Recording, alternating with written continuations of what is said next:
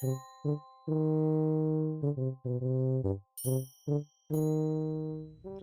I want to wish you a very happy Halloween making season. I'm excited to be part of the Whimsy Stamps Halloweeners design team for a second year in a row. Last year was the inaugural first year, and I had such a great time creating cards from Whimsy Stamps products for the Halloween making season. And with the Whimsy Stamps team, the Halloween making season starts today, August 1st, and it goes through October 31st. So we have 3 months ahead of us of fun Halloween cards and projects made with Whimsy Stamps products. I decided to start off with a more subtle Halloween card for the first one, and then I figured I'd get a little more bold as the season wears on.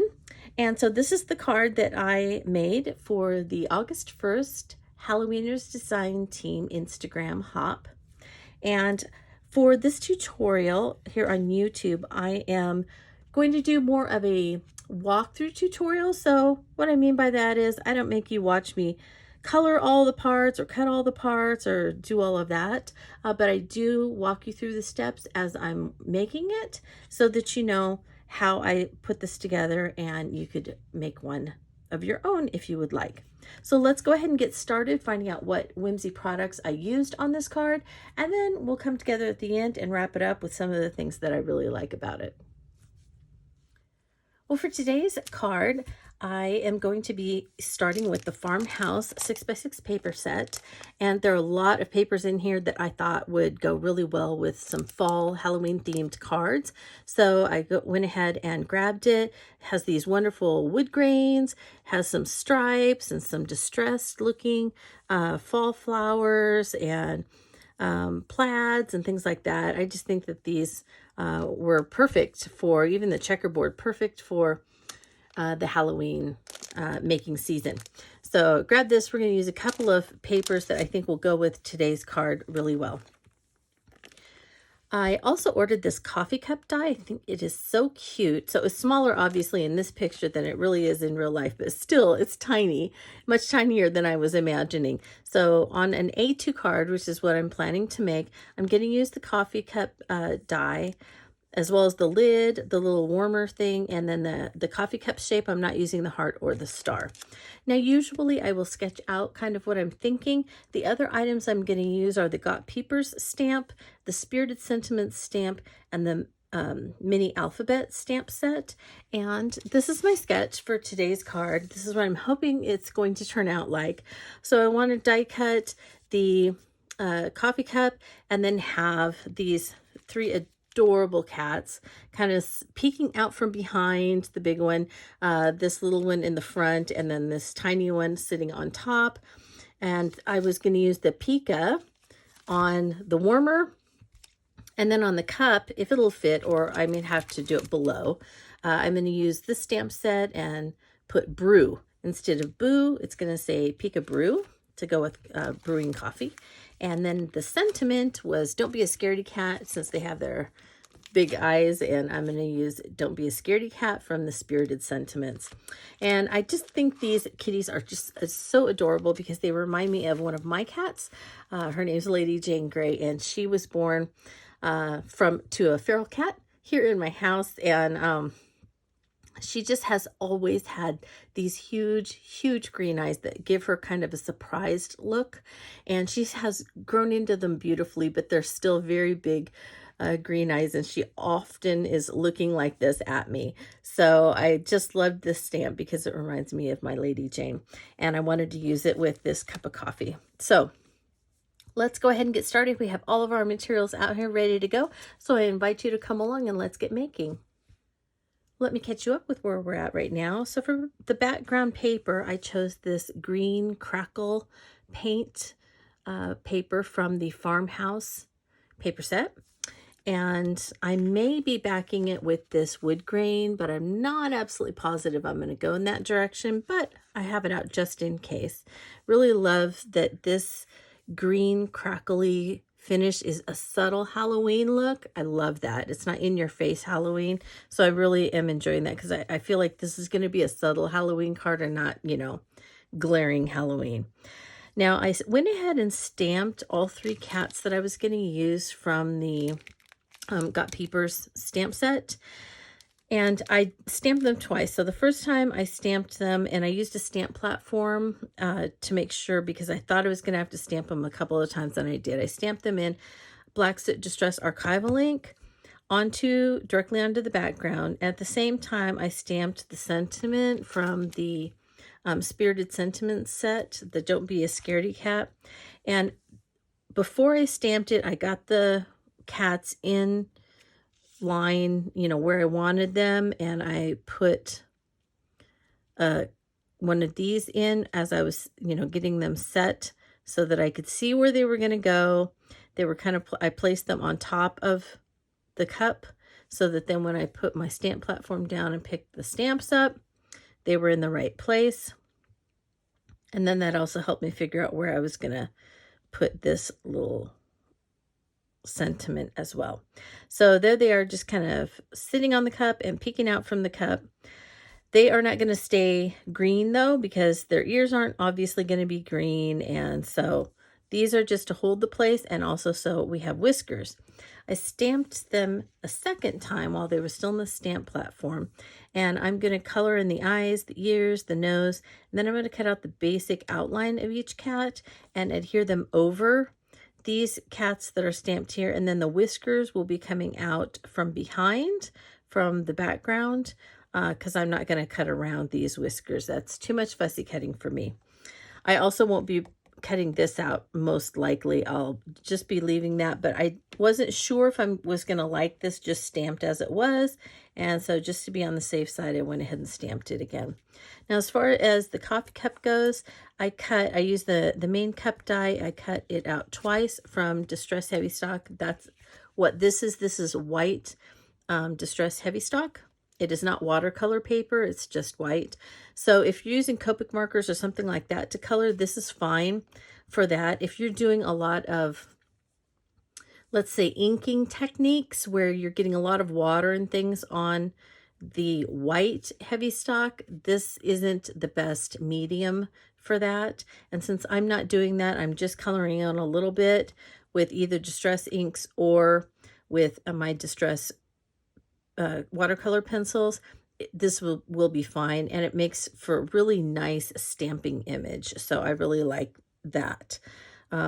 So that's why I went with the white heavy stock for this, because I'm not doing any inking techniques. All right, now I use the same because it's a nice heavy thick paper.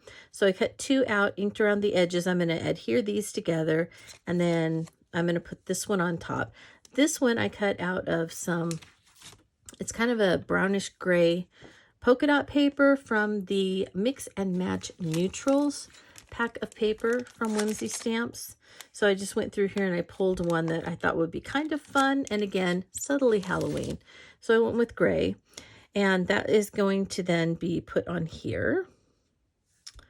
And then we'll have this is from the Craft Heavy Stock, and I cut out 2 lids again for dimension, and I cut out 2 of the warmers. I don't know what these are called. I never get hot coffee. Usually at a coffee place, I only do hot coffee at home or work, so I'm not sure what that's called. And then I stamped Pika from the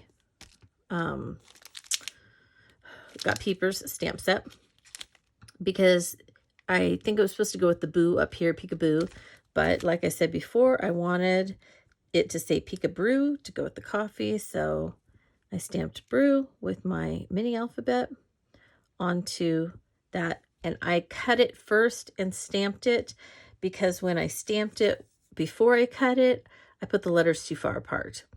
So I found it easier just to stamp the letters individually on the die cut once I had already cut it out. And as you can see, I cut it out from some leftover bit of the background paper.